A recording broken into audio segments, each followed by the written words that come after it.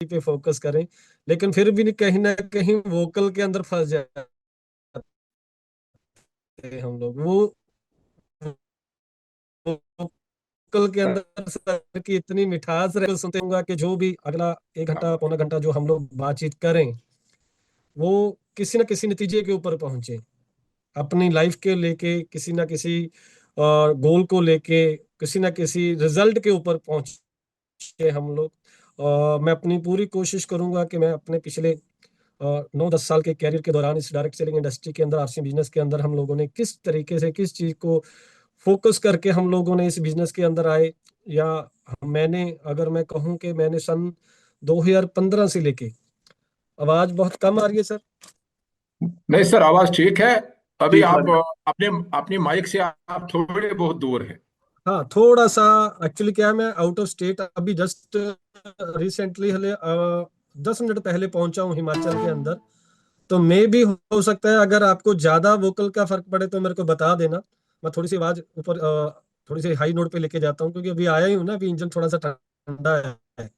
Sir इधर भी sir थोड़ी सी सर्दी है। मैंने अपनी टीम को बताया वो आज प्रेम जी के प्रोग्राम को दिल के कानों से सुने। उसमें अगर आवाज थोड़ी भी होगी तो चलेगा sir. Carry on sir. Thank you sir. तो मैं कह रहा था कि मैंने जब इसकी बिजनेस की शुरुआत की, तो वो सन 2015 के अंदर की मैंने। और 2015 से लेके 2020 तक मैंने हर साल अपनी पिन को चेंज किया। क्या बात है। तो इसके पीछे कारण क्या था, गोल क्या था, किस तरीके से हम लोगों ने काम किया, मेरी इंटरनली थॉट क्या थी, मेरी इंटरनली विश क्या थी, मेरे को क्या चाहिए था कि मैं लगातार अपनी हर पिन को हर साल चेंज कर पाया। तो वो सारी चीजों के ऊपर हम लोग बातचीत करेंगे। तो जैसे भट्ट सर ने कहा कि हम लोग बिल्कुल फोकस करके सुने, आप जहां पे भी बैठे हैं वो थोड़ा सा मेंटली प्रिपेयर होके बैठे कि देखिए, अगर समझने से पहले सुनने वाला बनना पड़ेगा हमें। अगर हम लोग सुनने की किसी को क्षमता अपनी बढ़ा देंगे, समझने की क्षमता को बढ़ा देंगे, तो करने की क्षमता अपने आप बढ़ जाएगी। तो इसलिए जहां पे भी हम लोग बैठे हैं, जिस तरीके से बैठे हैं, क्योंकि अगर आप थोड़ा सा डिनर से फ्री हो चुके हो तो थोड़ा सा साइलेंटली अगला आधा पौना घंटा हम लोग बैठें, ताजो अगर हम टाइम निकाल के बैठे हैं, किसी नॉलेज को लेने के लिए बैठे हैं, तो कहीं ना कहीं हम लोग किसी ना किसी कंक्लूजन के ऊपर पहुंचे। क्योंकि आज अभी हम लोग 100 के अप्रोक्सीमेट हम लोग पहुंच चुके हैं, ज्यादा बाकी लोग यूट्यूब के ऊपर होंगे। अगर हम लोग 100 के साथ ही यहाँ पे बैठे हैं, तो नेचुरली बात है, रात के 8:45 बज चुके हैं, किसी ना किसी गोल को लेके, किसी ना किसी टारगेट को लेके इस बिजनेस के अंदर आप सीरियस हो, तो इसलिए बैठे हैं। तो अगर हम लोग थोड़ा सा प्रयास करें कि मेरी Recording in progress. मेरी हर एक चीज को समझने की, मेरी बात को समझने की, क्योंकि मैं कोई थोरेटिकल बात नहीं करूंगा, मैं अपने कैरियर की बात कर रहा हूँ। तो कैरियर की बात करूंगा तो वो एक प्रैक्टिकली मेरा सारा फील्ड रहेगा, तो मैं बातचीत करूंगा। और शुरुआत करता हूँ कि सन 2015 के अंदर जब इस बिजनेस की शुरुआत हुई, तो शुरुआत करवाने वाले मेरे कजन ब्रदर थे। सतदार सतवंत सिंह जी मेरे ब्रदर हैं, कजन ब्रदर हैं। हम लोग आपस में रिलेशन के अंदर है, रिलेटिव रिलेशन के अंदर है। मैं यहाँ पे एक चीज कहना चाहता हूँ कि बहुत सारे बड़ी स्टेजों के ऊपर भी कहा जाता है, बड़े लीडर भी कहे जाते हैं, क्योंकि वो कहीं ना कहीं सच भी होता है, ऐसा नहीं कि सच नहीं होता। लेकिन मेरे लाइफ के अंदर, डायरेक्ट सेलिंग इंडस्ट्री के अंदर जो शुरुआत हुई है, वो रिलेटिव के थ्रू ही हुई है। तो मैं एक चीज जरूर कहना चाहता हूँ कि आप अपने रिलेटिव को टच जरूर करें, जरूर लोगों को, उन अपनी फैमिली के रिलेशन के जितने भी आपके पास लोग हैं, उनको जरूर एक बार आरसीएम का परिचय करवाएं, ताजो कल को आपको ये बात ना बोलनी पड़े लोगों को कि आपने मुझे बताया नहीं। अब सतवंत जी ने मुझे बताया, मुझे प्रपोजल अच्छा लगा, मैंने उसको फॉलो किया, और आज एक स्टार मराल्ड के रूप में उनकी टीम के अंदर एक सीनियर डिस्ट्रीब्यूटर के अंदर खड़ा हूं। तो हमने जरूर बताना है। वो कहीं कहीं जगह पे होता है कि रिश्तेदार ज्यादा लोग मानते नहीं है, फ्रेंड सर्कल मानता नहीं है। मानते बहुत कम लोग हैं, जो आपको जानते हैं वो लोग कम मानेंगे, लेकिन बताओ सबको। जो हमें बताया जाता है बार बार, जब हम लोग लिस्ट बनाते हैं कि प्री जजमेंट, तो प्री जजमेंट किसी भी सेक्शन में नहीं करनी, हमने किसी भी कैटेगरी में नहीं करनी।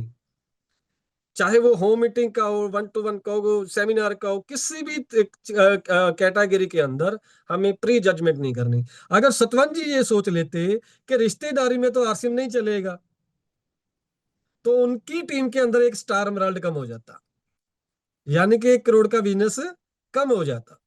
तो इसलिए मैं ये कहूंगा, क्योंकि शुरुआती दौर में ऐसा हुआ, और अगला फेज जो आया जब मैंने इस बिजनेस को शुरुआत किया, और यकीन मानियो मेरा जो सर्कल स्टार्ट हुआ वो भी रिलेटिव के ही थ्रू हुआ। अभी भी जिस हिमाचल के अंदर मैं टीम के अंदर आया हूं, कल मेरी कुछ मीटिंग्स है जहां पे, तो ये मेरी रियल मास जो है कजन सिस्टर है, जहां पे मैंने अभी, आप सब लोग जानते हो जसपाल जी का नाम आपने सुना होगा, स्टेजों के ऊपर देते हैं, तो मेरी कजन सिस्टर है, स्टार प्लेटिनम है, हिमाचल के अंदर एक बड़ा बिजनेस है, 2 वंडर वर्ल्ड है।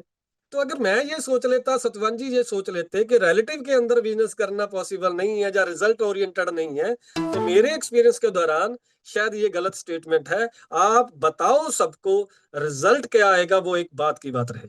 ये मेरा एक बिल्कुल प्राइमरी, जब मैंने फेस किया इस चीज को, तो मैंने इसका एक्सपीरियंस आपको दिया है। तो जब मैंने इस बिजनेस की शुरुआत की तो एज ए डिस्ट्रीब्यूटर शुरुआत नहीं की थी मैं आपको रियलिटी बता रहा हूँ, एज ए डिस्ट्रीब्यूटर इस बिजनेस के अंदर मेरी शुरुआत नहीं थी। As a pickup center holder मेरी शुरुआत हुई थी। मेरी मिसेज भूपिंदर कौर, मैं स्टेज के ऊपर भी बताता हूँ कि जिस इस आरसी बिजनेस के अंदर मेरी जो एंट्री हुई है, वो मेरी फैमिली यानी कि मेरी मिसेज, मेरी वाइफ के थ्रू हुई। उनका एक डिसीजन 2015 के अंदर, क्योंकि मेरे दो बेटियां हैं, जब सैकड़ी भी मैं भी काम करती हूँ, मैं भी कोई ना कोई जॉब करती हूँ, तो मैंने उनको थोड़ी सी एडवाइस की कि आप जॉब ना करो, क्योंकि प्राइवेट जॉब ऑलरेडी मैं कर रहा हूँ, आईटी सेक्टर के अंदर था मैं। जॉब आज है कल नहीं है, किस तरीके की नेचर वो रहेगी या नहीं रहेगी कुछ पता नहीं चलता।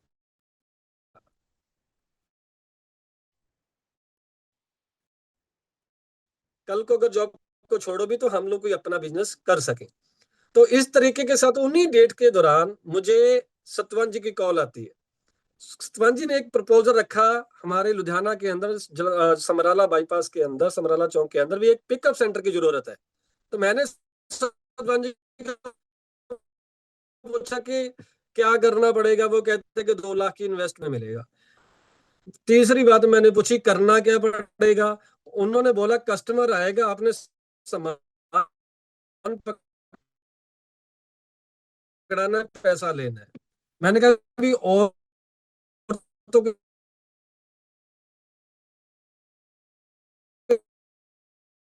माथा खपाई नहीं करना पड़ेगी, ये काफी करना भी, कस्टमर आएगा आपने दे देनी। तो मैंने कहा ये चीज मैं कर सकता हूँ। तो मैंने पिकअप सेंटर जो है मैंने मिसेज के थ्रू स्टार्टअप करवाया, क्योंकि ऑलरेडी मेरी जॉब चल रही थी। सन 2000